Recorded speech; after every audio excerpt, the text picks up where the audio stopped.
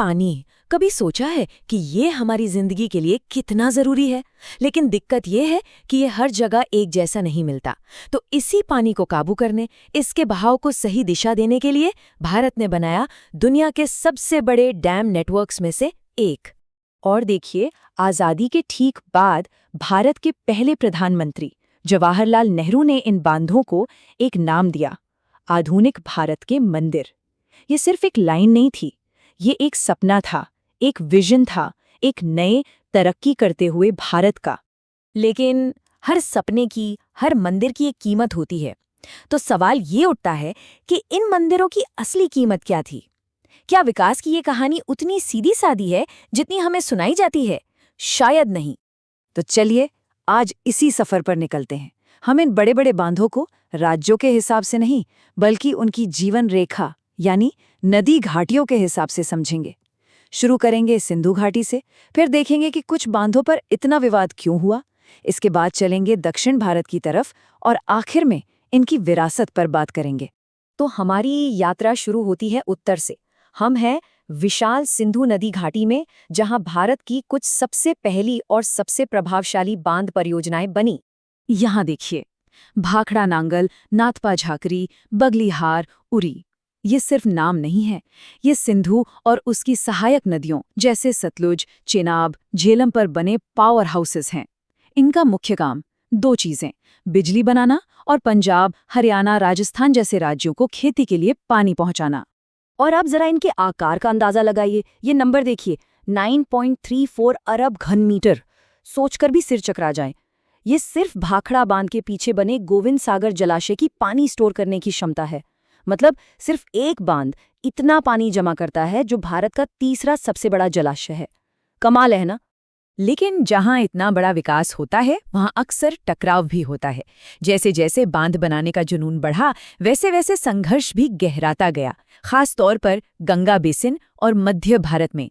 और यहीं से विकास की कहानी का एक दूसरा, काफी उलझा हुआ अध्याय शुरू होता है। ये दो नाम, टिहरी और सरदार सरोवर, ये सिर्फ बांध नहीं है, ये प्रतीक बन गए देश के सबसे बड़े सामाजिक और पर्यावरणीय आंदोलनों के। इन्हीं दो परियोजनाओं ने पूरे देश को ये सोचने पर मजबूर किया कि भाई, ये जो विकास हो रहा है, इसकी कीमत कौन चुका रहा है, और क्या ये कीमत कुछ ज्यादा ही तो नहीं। तो पहले बात करते हैं टिहरी की, जो भारत का सबसे ऊंचा बांध है। इसका विरोध सिर्फ इसलिए नहीं था कि लोगों को अपने घर छोड़ने पड़ रहे थे। पर्यावरणविद सुंदरलाल बहुगुणा ने एक बहुत बड़ी चिंता जताई कि ये बांध ऐसी जगह बन रहा था जहां भूकंप का खतरा बहुत ज्यादा है। सोचिए, अगर एक बड़ा भूकंप आ गया तो जो तबाही होगी उसका अंदाजा लगाना भी मुश्किल है। और फिर पूरा का पूरा टिहरी शहर, 100 से ज्यादा गांव, सिर्फ लोग नहीं, एक पूरा इतिहास, एक पूरा कल्चर हमेशा के लिए पानी में डूब गया। और फिर आता है सरदार सरोवर बांध और नर्मदा बचाओ आंदोलन। ये विरोध सिर्फ बांध के खिलाफ नहीं था, ये लोगों के अधिकारों की लड़ाई थी। उन लोगों की जिनके घर, खेत, सब कुछ इस प्रोजेक्ट में जा रहे थे। अंदाजा है कि 2 लाख से ज्यादा लोग इससे प्रभावित हुए। उनकी मांग बहुत सीधी थी, जमीन के बदले जमीन और सम्मान के साथ रोजी रोटी का साधन। इस आंदोलन ने सीधे सीधे उस विकास के मॉडल पर सवाल उठाया जो कुछ लोगों के फायदे के लिए लाखों लोगों को उनकी जड़ों से उखाड़ देता है।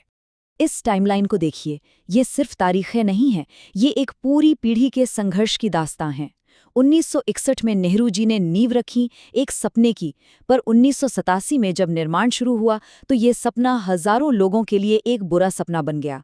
1995 में सुप्रीम कोर्ट ने प्रोजेक्ट रोका तो एक उम्मीद जगी, लेकिन 2000 में काम फिर शुरू हुआ और 2017 में बांध पूरा हो गया। ये दिखाता है कि ये लड़ाई कितनी लंबी और कितनी पेचीदा थी। उम्मीदें बनती रहीं और टूटती रहीं। चलिए अब उत्तर और मध्य भारत से चलते हैं दक्षिण की तरफ। यहाँ दक्कन के पठार में महानदी, कृष्णा और कावेरी जैसी नदियों पर बने बांध सचमुच में जीवन रेखा का काम करते हैं। यहाँ आते हैं हीराकुंड, नागार्जुन सागर, श्रीशैलम और कोयना। इन बांधों ने यहाँ की तस्वीर ही बदल दी। जो जमीन सूखी रहती थी वहाँ खेती होने लगी। जो नदियाँ हर साल बाढ़ लाती थीं उन पर काबू पाया गया। मतलब यहाँ इनका सकारात्मक असर बिल्कुल साफ दिखाई देता है, अर्थव्यवस्था पर भी और लोगों की जिंदगी पर भी। और हीराकुंड बांध की तो बात ही अलग है। दुनिया के सबसे लंबे बांधों में से एक, लगभग 26 किलोमीटर। महानदी नदी को ओडिशा का शोक कहा जाता था, क्योंकि ये हर साल तबाही लाती थी। इस एक बांध ने उस शोक को एक वरदान में बदल दिया। सच में इंजीनियरिंग का एक बेहतरीन नमूना है ये। तो पूरे देश की नदी घाटियों का ये सफर करने के बाद हम वापस उसी सवाल पर आते हैं। इन आधुनिक मंदिरों पर आखिरी फैसला क्या है? इनकी विरासत क्या है? सच तो ये है कि इसका कोई आसान जवाब नहीं है। इनकी विरासत, जैसा कि आप देख सकते हैं, दो धारी तलवार जैसी है।